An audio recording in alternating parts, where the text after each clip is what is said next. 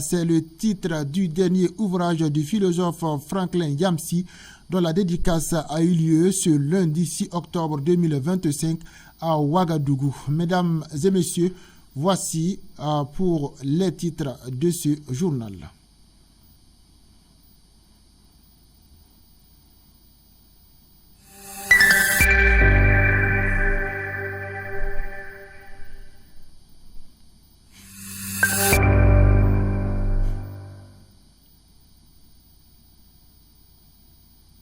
La section des QILC de la Fédération des associations islamiques du Burkina a tenu une conférence publique ce 29 septembre 2025 à Kaya sur le thème de la paix et de la cohésion sociale.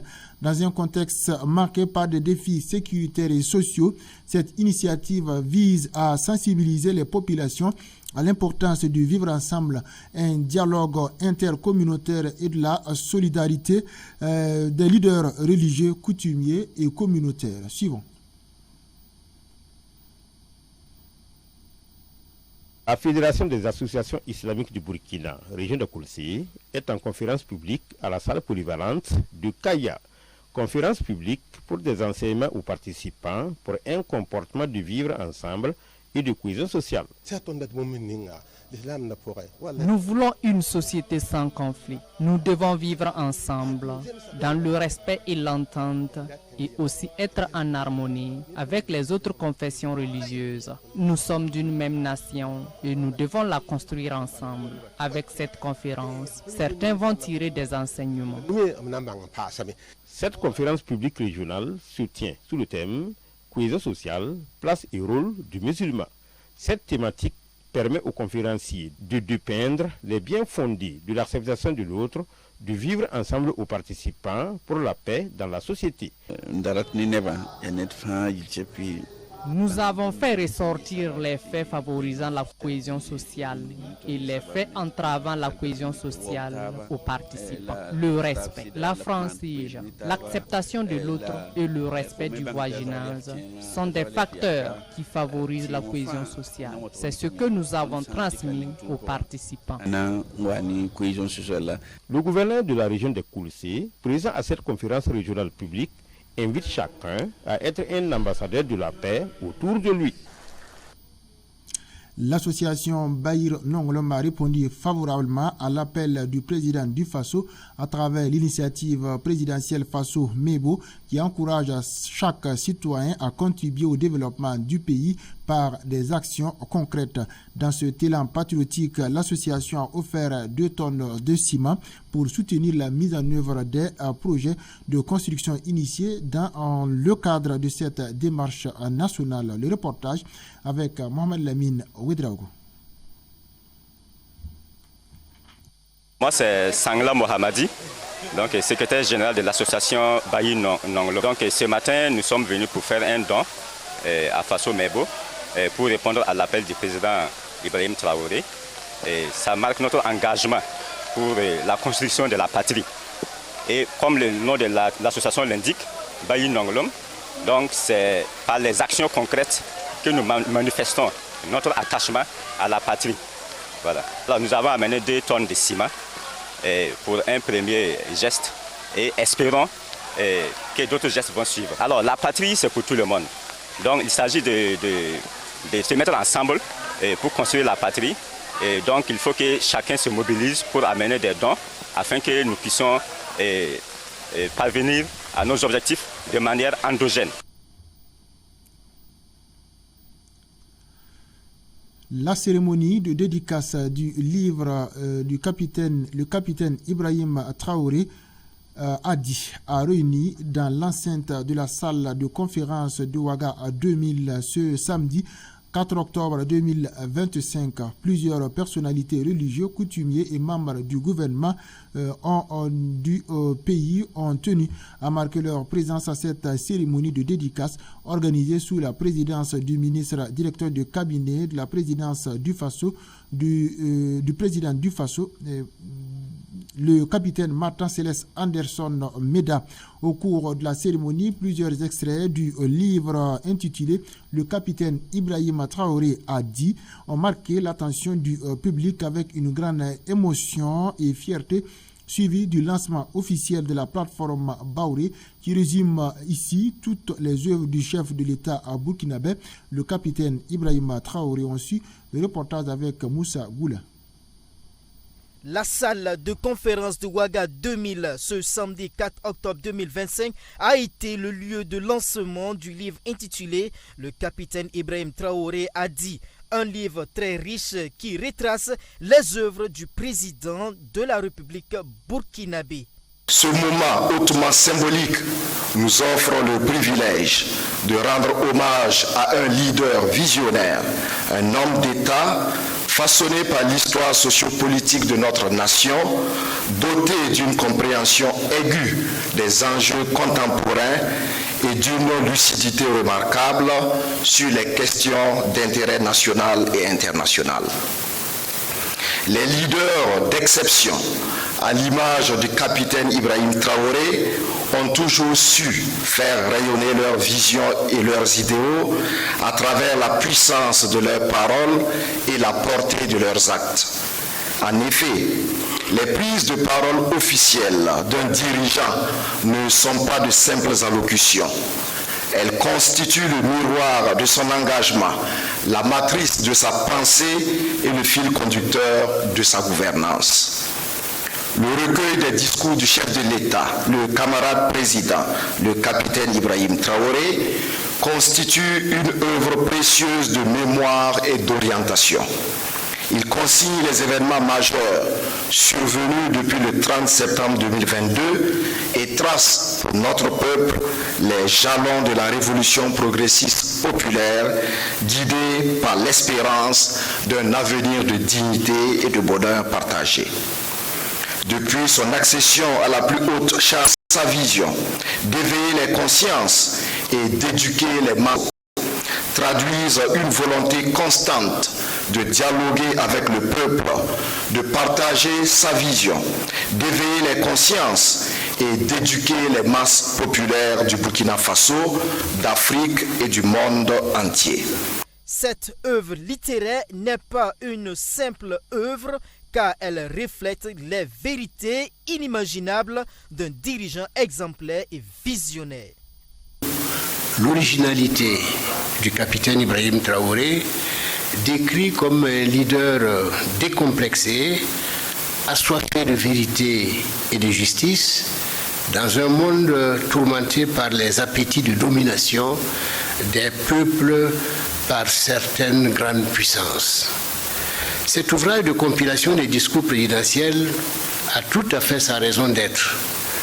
Les interventions d'un chef d'État, vous le savez, revêtent toujours une grande importance, à la fois pour les citoyens, pour les habitants du Burkina Faso et pour la communauté internationale. L'intérêt donc d'un tel ouvrage tient d'abord à la fonction de l'homme qui incarne la magistrature suprême, mais surtout aux idées et aux idéaux qui transpirent tout au long de ses interventions publiques. C'est sans doute dans cette perspective que le ministre directeur de cabinet du président du Faso, le capitaine Ibrahima Traoré, s'inscrit. Au regard de la teneur de cette gouvernance et dans la dynamique d'éviter de travestir les faits, les gestes et les discours, nous avons décidé de consigner dans un document les prises officielles de parole du président du Faso, car les paroles passent, mais les écrits restent en véritable témoin de vie.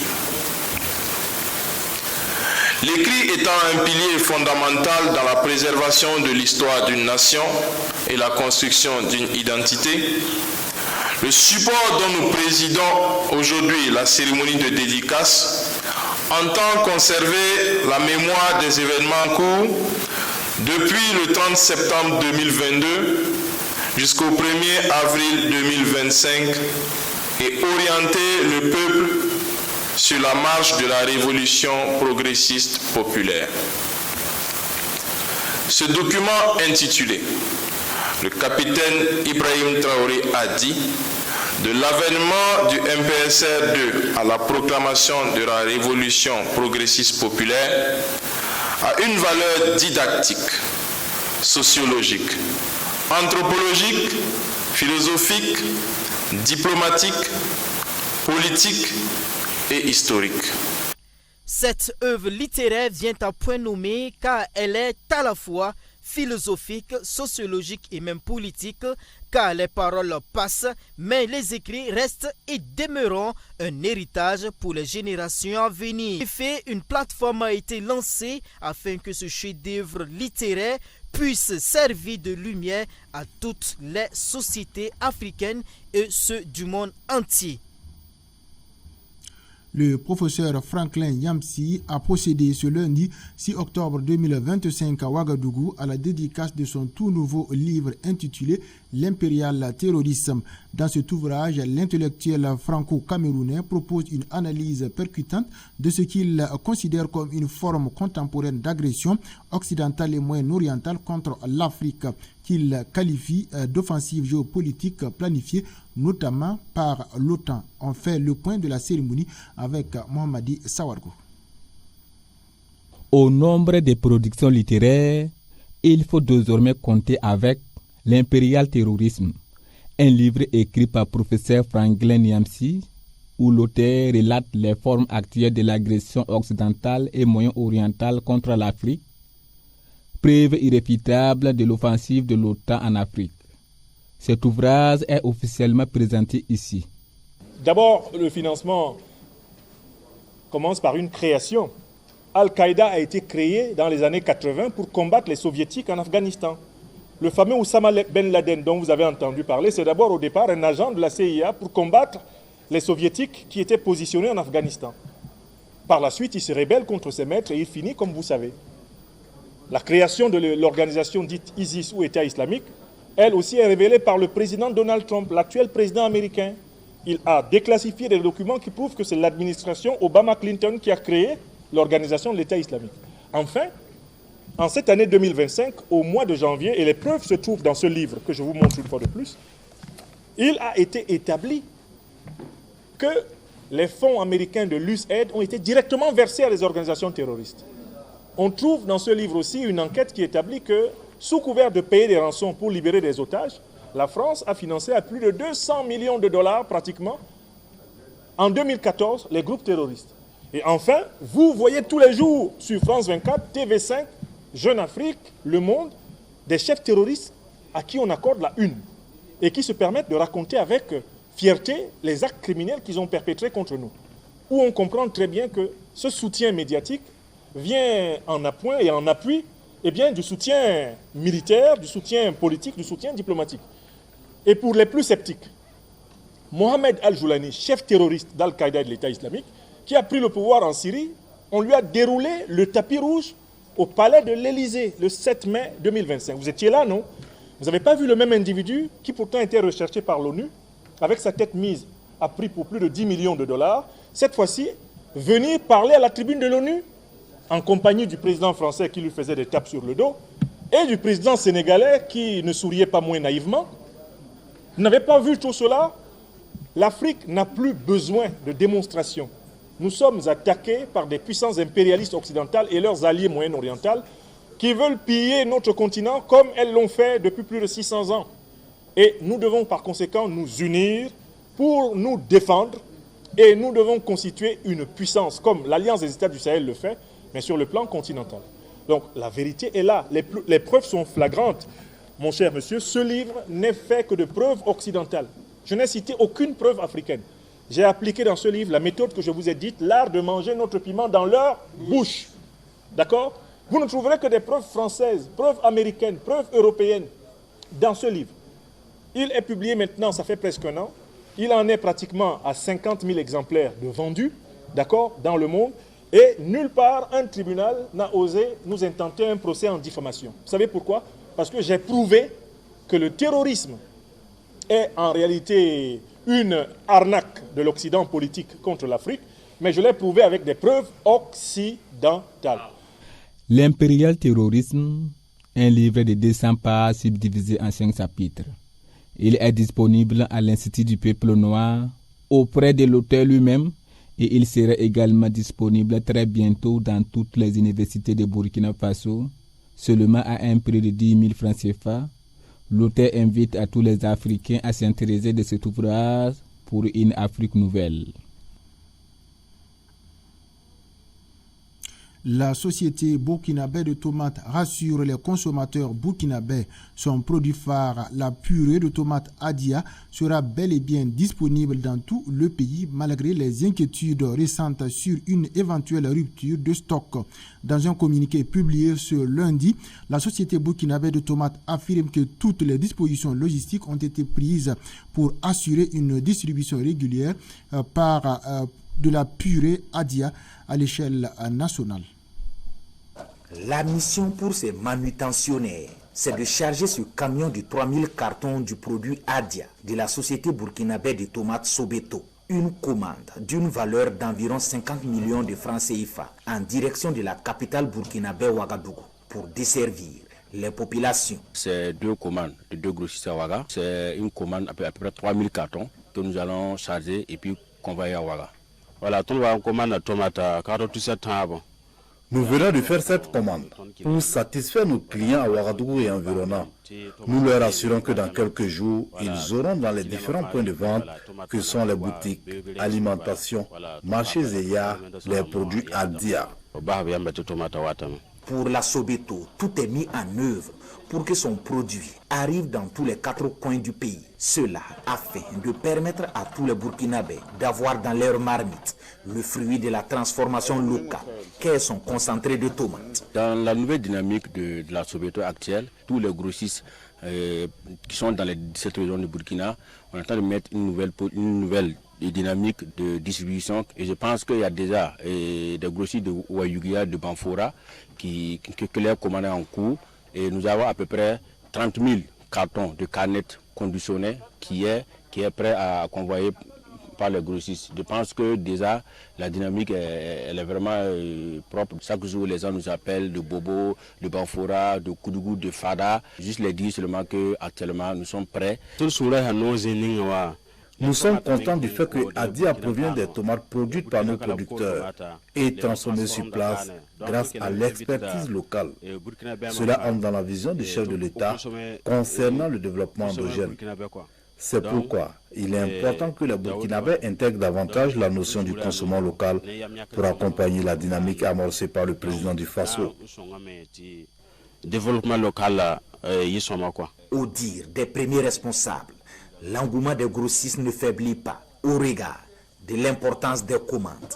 Ils invitent les populations à s'approprier Adia pour faire davantage du consommation local une réalité au Burkina Faso. Le président du Faso, le capitaine Ibrahima Traoré, a rendu hommage aux Bircé et aux Waïa pour leur travail de déconstruction de mensonges des médias impérialistes à l'issue de la montée des couleurs de ce lundi 6 octobre 2025. Il a appelé les Africains à se départir des dits médias. Les sociétés d'État burkinabées sont invitées à se retirer du capital de ces médias et les ministères à résilier tout contrat d'abonnement. Le troisième sujet porte sur les UACO, les universités africaines de la communication qui viennent donc de clôturer donc cette semaine. Un événement qui peut passer inaperçu, mais d'une importance capitale. Nous passons le temps à faire comprendre que la communication est un levier très important et très stratégique, surtout en temps de guerre. C'est à travers la communication que les impérialistes ont toujours détruit l'Afrique. Toutes ces guerres, ces divisions, ces haines qui sévissent sur le continent, depuis l'esclavage jusqu'à nos jours, c'est à travers la communication d'abord. Et ça continue avec le néocolonialisme qui sévit aujourd'hui. Par la communication, ils essaient toujours de nous dresser les uns contre les autres. Dieu merci aujourd'hui, à travers nos Waïnia, à travers nos Bircé, ils ont réussi à inverser la tendance, à déconstruire tous les mensonges de l'impérialisme. Nous les rendons hommage pour cela, quoi qu'il faille continuer à encadrer cette communication.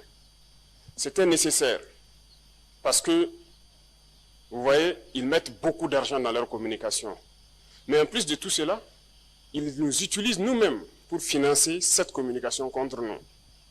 Vous ne pouvez pas comprendre que la victime elle-même donne l'arme à son bourreau, voilà, pour la tuer. Parce que, en faisant donc l'arbitrage budgétaire en 2024, je me suis rendu compte de quelque chose de très grave. Et ça se passe dans presque tous les pays africains, surtout les pays francophones. Vous imaginez que dans toutes nos institutions, tous nos ministères, il y avait des lignes budgétaires réservées uniquement pour ces médias-là. C'est en faisant l'arbitrage que j'ai découvert que dans chaque ministère, dans chaque institution, il y a une ligne budgétaire dédiée à cela. Donc, un transfert systématique vers des médias comme Jeune Afrique, Le Monde, ainsi de suite, et ils nous envoient leurs journaux.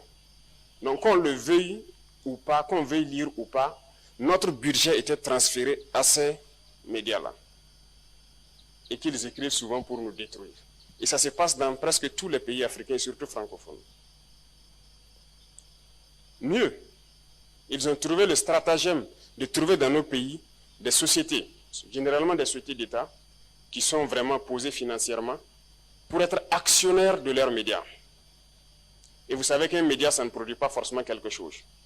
Donc, si vous êtes actionnaire, très souvent, vous êtes amené à injecter de l'argent pour permettre le fonctionnement de la chose, parce que vous n'attendez pas un bénéfice. Et là aussi, on vient de le découvrir il n'y a pas très longtemps, avec le nouveau directeur général qui est arrivé dans une société. Il se trouvait que la société, au Burkina Faso, est actionnaire donc, de ces médias-là. Et au conseil d'administration, donc, il s'était agi de transférer de l'argent, et c'est ce qui se passe d'habitude. Donc, il a pris le soin de rendre compte pour comprendre, et nous avons dit d'arrêter ça automatiquement et de sortir de leur capital. Certes, ils ne pourront pas nous rembourser ce qu'ils nous doivent, mais nous n'allons pas continuer chaque année encore à les verser de l'argent. Au Burkina Faso, par exemple, c'est la LONABE qu'ils avaient ciblée. Et c'est la LONABE qui était actionnaire donc, au niveau d'un média comme Jeune Afrique. Donc il va de soi que ces médias-là soient foncièrement contre nous. Ils ne pourront jamais parler bien de nous et nous n'allons pas permettre à ce que nous-mêmes, nous continuons à les alimenter. Et ça se passe dans beaucoup de pays. Et ce serait bien que tous les pays africains se réveillent et que nous arrêtons cela. Hors de chez nous, la Banque mondiale a récemment dépêché une mission au Niger dans le cadre de ses engagements avec le pays membre de l'Alliance des États du Sahel. L'objectif officiel est de mesurer les avancées des projets financiers, d'identifier les points de blocage et de préparer de nouveaux financements qui prendront en compte les besoins réels, constatés sur le terrain. Constater de visu l'exécution et l'avancement des travaux sur les sites des travaux d'urgence dans la ville de Niamey, tel est le but de ce déplacement du Premier ministre, ministre de l'Économie et des Finances, Ali Mohamed Lamine Zen, accompagné du vice-président de la Banque mondiale pour la région Afrique de l'Ouest et du centre Ousmane Diagana.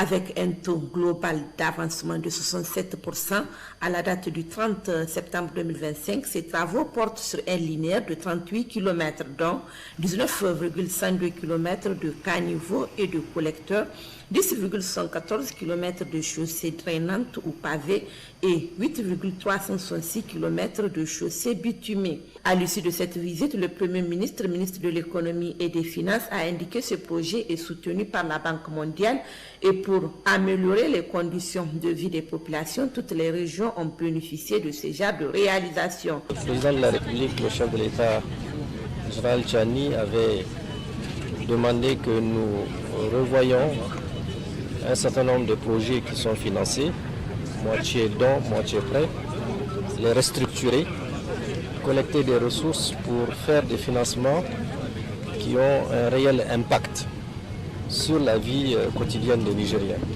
Mais cela ne s'est pas arrêté à Niamey. Toutes les autres régions du pays ont pu bénéficier de ce genre de réalisation. Ce qui fait que cette année, l'effet des inondations a été significativement maîtrisé. Et nous pensons, Inch'Allah, l'année prochaine, avec ce type d'initiative, nous aurons à éviter que ce qu'on a vu soit mis derrière nous. L'objectif est atteint selon le vice-président de la Banque mondiale pour la région Afrique de l'Ouest et du Centre qui a apprécié la qualité du travail. Au-delà de la création d'infrastructures résilientes, ce dont une ville comme Niger, Niamey en particulier, en a besoin, et d'autres villes bien entendu du Niger, un projet comme celui-là participe aussi au renforcement de la mobilité urbaine. Il permet aussi surtout de créer des emplois pour les jeunes et les femmes. Donc c'est exactement le type de programme que nous voulons désormais contribuer à financer, bien entendu en soutien aux besoins et aux priorités du gouvernement et du pays.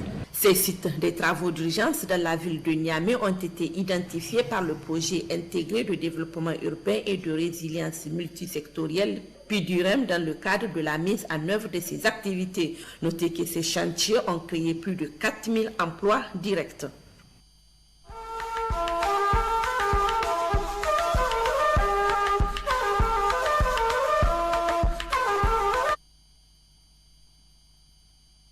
Merci à vous qui l'avez suivi. Je vous souhaite de passer une excellente soirée en compagnie des programmes de la télévision de la guidance. Wassalamu alaikum wa rahmatullahi wa barakatuh.